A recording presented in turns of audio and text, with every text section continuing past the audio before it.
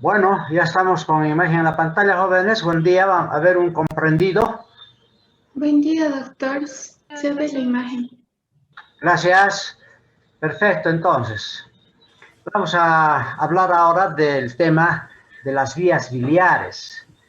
El hígado, como hemos dicho, es un órgano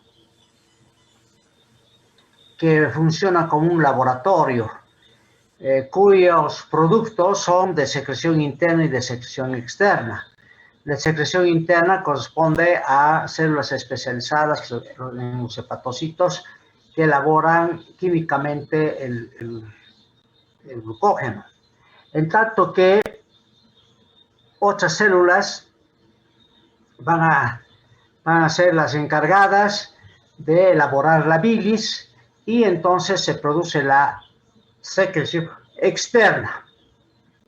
Entonces vamos a hablar de esta última, que es la secreción externa, es decir, de las vías biliares. Las vías biliares nacen en el hígado desde los lobulillos, ¿no? Desde los lobulillos y conductos interlobulares. Enseguida vamos a recordar que se denominan las vías intrahepáticas. Estas vías intrahepáticas salen del hígado y forman las vías extrahepáticas. Entonces nos vamos a dedicar a las vías intrahepáticas y a las vías extrahepáticas. Entonces, para recordar, aquí están las vías extrahepáticas ya, ¿no? Intrahepáticas enseguida recordamos, y luego las extrahepáticas hasta la desembocadura en el duodeno, que es el lugar donde la bilis tiene que ser depositada para que los alimentos que vienen desde el estómago, como el quimo, se puedan mezclar. Entonces, estas son las vías intrahepáticas, ¿no? Desde conductilos muy pequeños van a formar dos conductos grandes, que son el conducto derecho y conducto hepático izquierdo, ¿no? Estos han de formar el conducto hepático común, pero estos ya son extrahepáticos. Para llegar a los conductos hepáticos derecho e izquierdo, en el interior se van a reunir formando otros conductos que se llaman conductos segmentarios, igual que hemos dividido a la vena porta, ¿no es cierto?, en una rama derecha y una rama izquierda. Hemos dicho después una rama lateral derecha, una paramediana derecha, una lateral izquierda, paramediana izquierda, etcétera, que han dividido en varios segmentos. Bueno, lo propio sucede con los conductos intrahepáticos, que naciendo de los segmentos van a formar los conductos. Aquí tenemos el conducto biliar lateral derecho y el conducto biliar paramedial derecho. Lo propio aquí tenemos el conducto lateral izquierdo y el paramedial izquierdo, ¿no? Esto para ir resumiendo lo que sabemos ya. Por eso hemos dicho que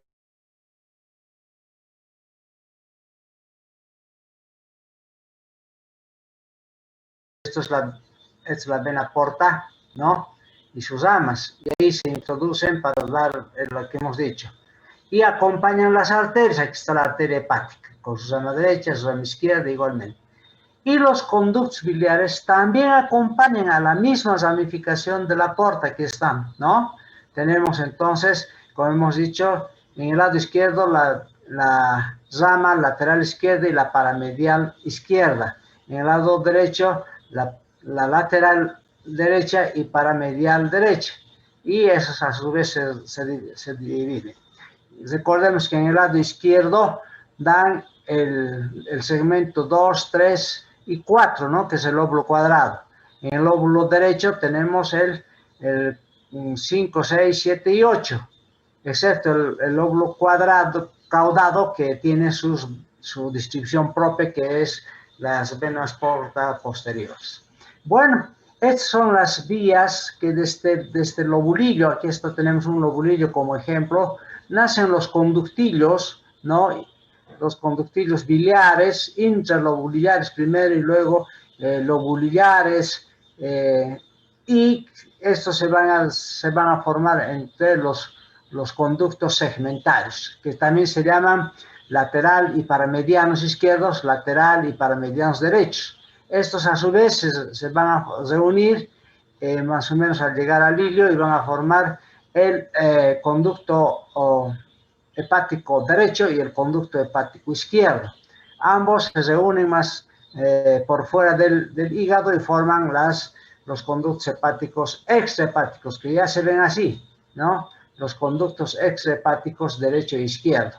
Estos conductos extrahepáticos forman las vías biliares extrahepáticas. Bueno, hasta aquí lo que significa la distribución de las vías biliares intrahepáticas. Las vías biliares extrahepáticas constituyen dos partes. Una que constituye la vía biliar principal, compuesto por el conducto hepático común y el conducto colédoco, ¿no? Así lo denominan todo la vía biliar, vamos a hablar de eso. Y la vía accesoria, que corresponde a la vesícula biliar y su conducto, que se une lateralmente al conducto principal. Entonces vamos a hablar primero del conducto principal. El conducto principal nace a nivel del ilio por la unión de las dos ramas derecha e izquierda, y desde ahí se dirige hacia abajo, acompaña al pedículo hepático en el borde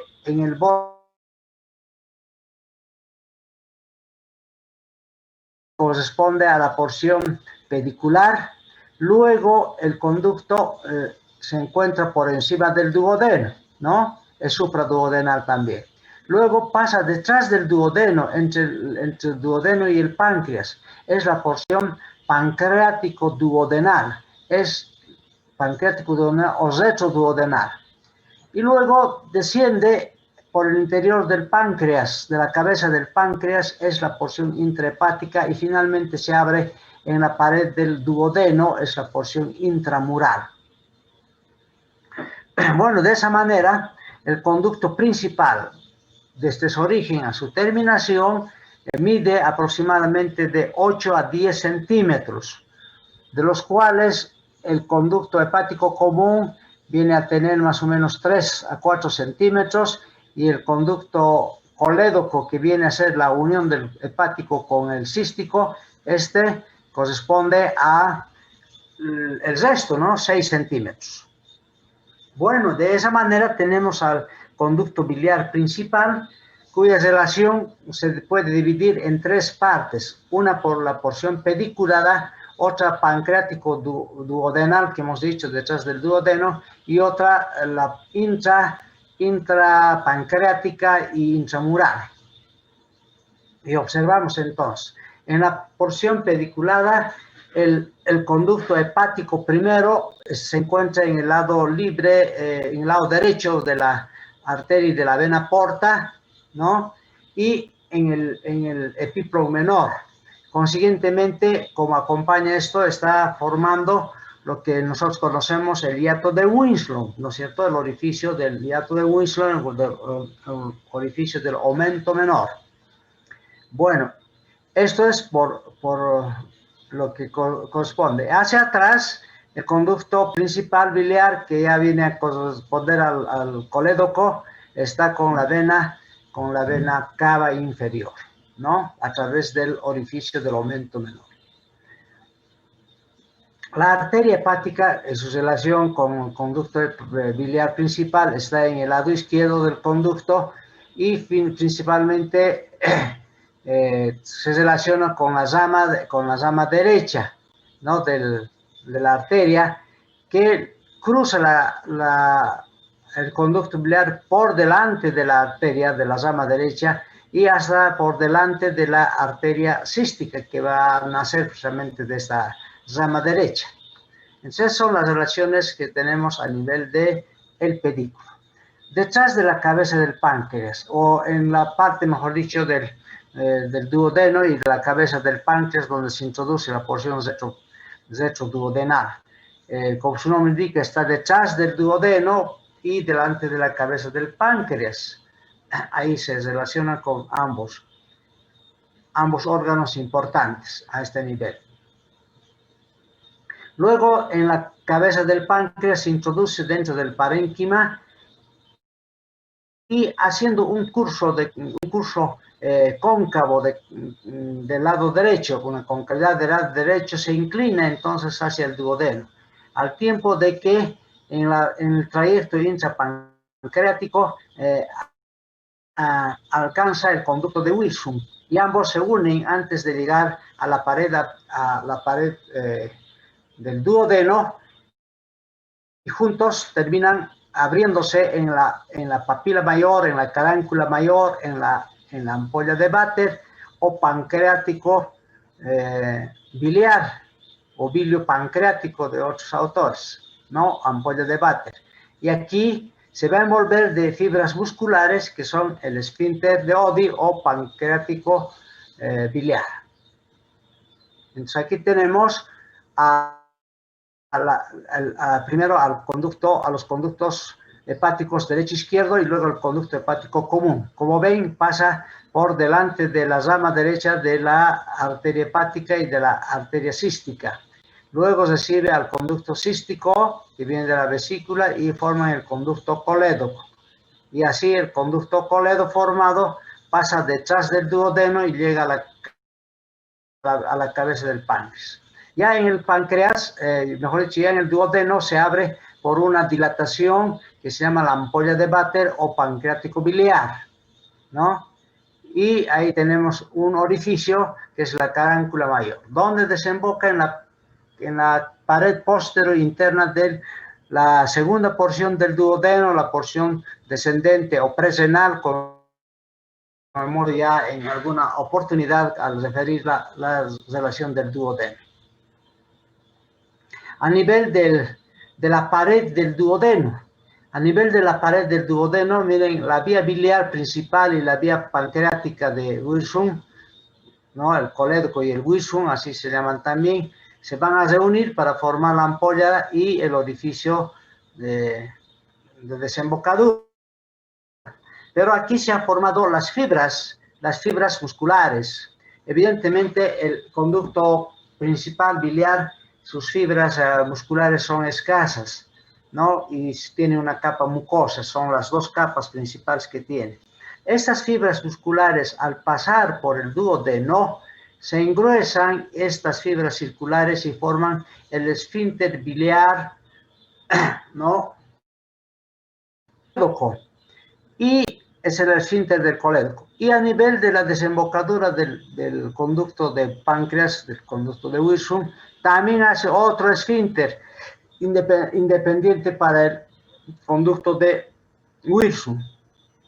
Pero finalmente los dos, como vemos aquí en este corte, se han unido y han formado la ampolla de Vater. Por eso es esa dilatación. Al unirse se dilatan. Y esta dilatación está envuelta de fibras musculares comunes a ambos conductos y forman el esfínter de Oddi. Estas fibras circulares forman el esfínter de Oddi o el esfínter pancreático biliar, ¿no? Entonces aquí tenemos el esfínter del colédoco, el esfínter pancreático del conducto de Wilson y el esfínter de Oddi finalmente. Y el esfínter de Oddi sobresale a la luz del intestino formando la caráncula mayor, la papila mayor, la ampolla de Vater. Y de esa manera la secreción biliar que está viniendo desde la vía accesoria, como es la vesícula, llega aquí, y la dilatación o la relajación de este esfínter o la contracción del esfínter va a estar en relación con la vesícula. El esfínter de Oddi se va a relajar y la vesícula tiene que contraerse. El esfínter de Oddi se cierra y la vesícula tiene que dilatarse para recibir la bilis que se va acumulando durante el día, ¿no? Durante las horas, hasta que cuando pase el alimento, entonces el estímulo del paso del alimento hace que se abra el esfínter de Oddi, se contrae la vesícula y se vacíe la bilis. Entonces ese es el funcionamiento del esfínter de Oddi, que corresponde lógicamente al sistema simpático y al sistema parasimpático. Bueno, esa es la vía principal. La vía accesoria corresponde a la vesícula biliar y al conducto cístico, ¿no? esto, la vesícula biliar y su conducto cístico. Y decimos por eso que la vesícula biliar es una especie de reservorio de forma piriforme que se encuentra aplicado a la cara visceral del hígado, en un lugar especial que se llama la fosita cística, ¿no? La fosita cística del hígado, y es la fosita cística, ¿no? Y ahí se encuentra aplicado la vesícula biliar. La vesícula biliar, para su estudio, por la forma piriforme que presenta, tiene un fondo o el extremo, un cuerpo, ¿no? Un cuello que en su parte inicial se dilata formando el bacinete y un conducto que viene a ser el conducto cístico. Entonces vamos a hablar de esas bases. Primero diremos que la vesícula biliar extendido desde el fondo hasta el cuello, hasta el bacinete, corresponde a unos 8 a 10 centímetros de longitud, ¿no?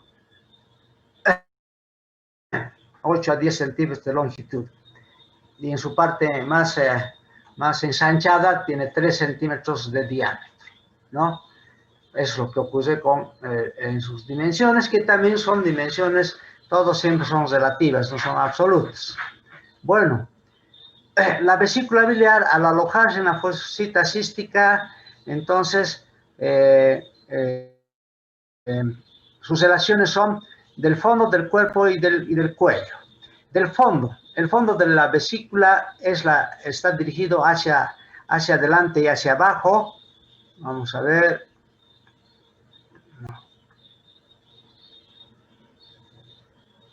Aquí, ¿no? Hacia abajo y adelante, lógicamente aquí. Y es el fondo de la vesícula, el borde anterior del hígado, formando una pequeña escotadura o incisura que hemos denominado cística precisamente, ¿no? Y este fondo está en relación con la pared abdominal o tóraco-abdominal. Particularmente aquí está a nivel del extremo anterior de la novena costilla del lado derecho, o en el borde lateral o externo del músculo recto mayor del abdomen del lado derecho. Entonces, si nosotros tomamos en cuenta esos datos anatómicos, el borde del recto más el reborde del tórax, que corresponde a la novena costilla, aquí se forma el fondo, o se encuentra el fondo de la vesícula biliar, que a través de la palpación en ese punto nosotros tocamos el fondo de la vesícula. Se llama el punto cístico de Murphy, ¿no? Que cuando se provoca dolor estamos con el signo de Murphy, quiere decir que estamos hablando de una infección o de problemas de cálculos biliares, una colecistitis o una colelitiasis, que se llama cuando hay cálculos. Enseguida vamos a terminar de ver este aspecto. Entonces, el fondo se encuentra en relación con la pared tóraco-abdominal, donde se puede tocar. El cuerpo de la vesícula tiene dos caras, una cara superior y una cara inferior. La cara superior se encuentra en el lecho de la fosita cística del hígado que está aplicado. El peritoneo, esto es para decir las capas de la vesícula biliar, son 4. El peritoneo, que es la serosa, la capa muscular, la capa submucosa y la mucosa. El peritoneo visceral que cubre a la cara inferior del hígado, del lado derecho pasa por debajo de la vesícula, cubre sus caras laterales, la cara inferior, y va a unirse al lado derecho. No así la cara superior, que está unida, aplicada mejor hacia el lecho del hígado.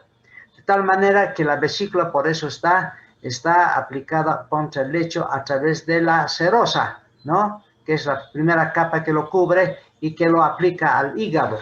La serosa peritoneal, el peritoneo visceral de este nivel. Algunos autores dicen que hacia arriba puede formarse una especie de meso de ligamento hepatobiliar, ¿no? Pero eso es lo menos frecuente. Lo más frecuente es que solamente lo cubra, ¿no? Y lo aplique a la vesícula ahí. De manera tal entonces que la cara superior está aplicada a la fosita y la cara inferior cubierta de su serosa va a estar en relación con el duodeno, porque se va al tiempo, el hígado va a aproximarse al duodeno,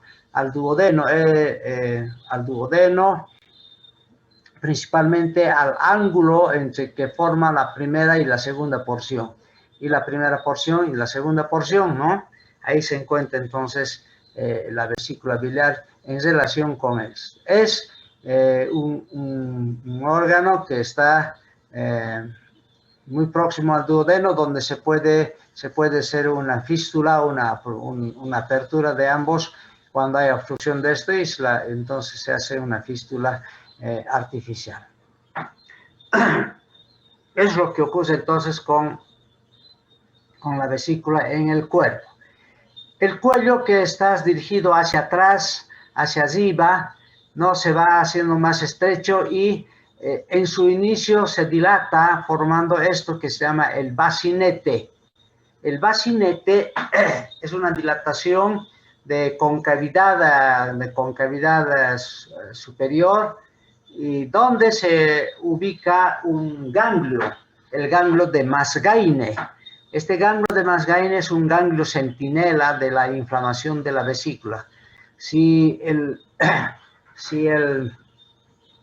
este ganglio está infartado, entonces lo primero que tiene que hacer, en caso, por ejemplo, de sospechas de cáncer biliar, lo primero que tiene que hacer es examinar este ganglio, el cirujano,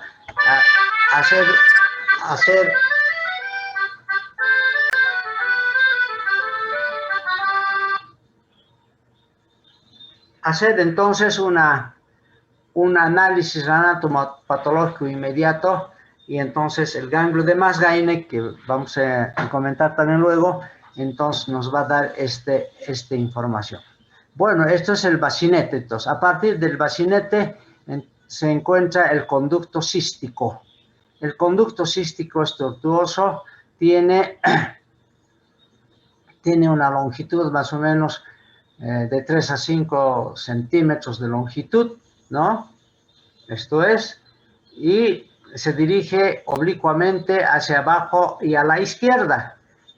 Primero se aproxima al conducto hepático y juntos, ahí está, juntos, vamos a ver, este es el conducto, este es el bacinete, la primera porción del cuello, y el conducto se dirige primero adosándose hacia abajo y a la izquierda, para finalmente alcanzar al conducto hepático común y formar otro conducto de la vía principal que se llama el colédoco, ¿no?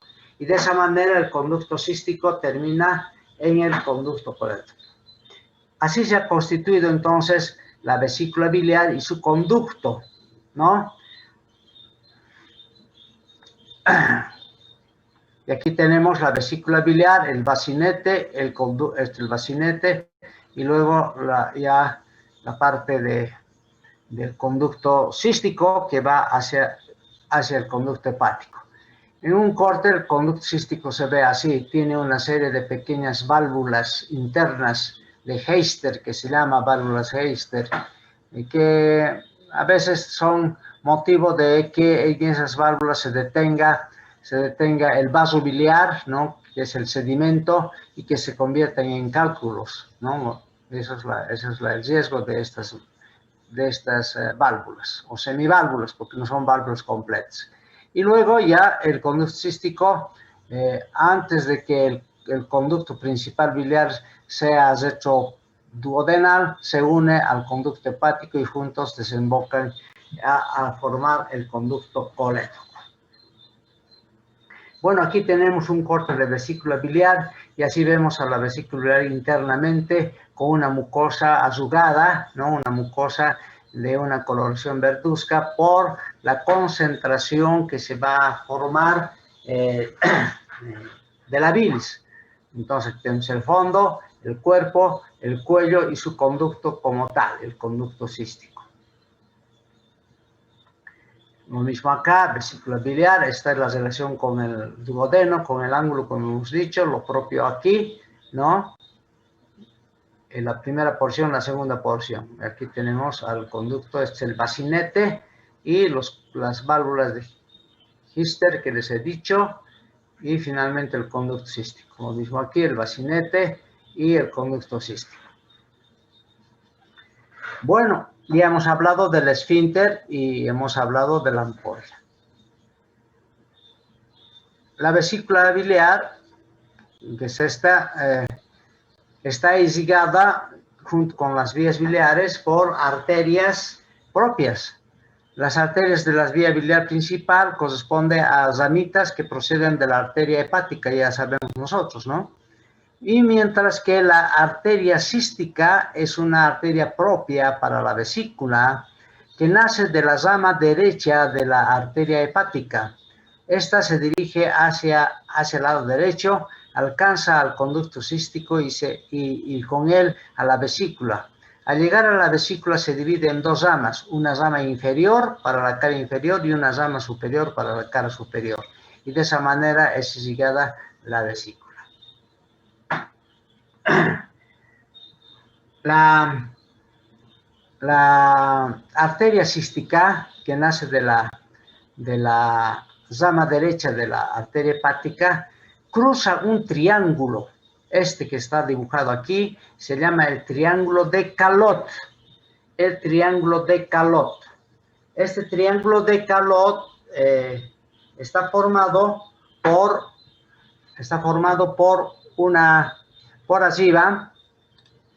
arriba por el hígado, en el lado izquierdo por el conducto biliar principal, el conducto hepático, y por abajo el conducto cístico.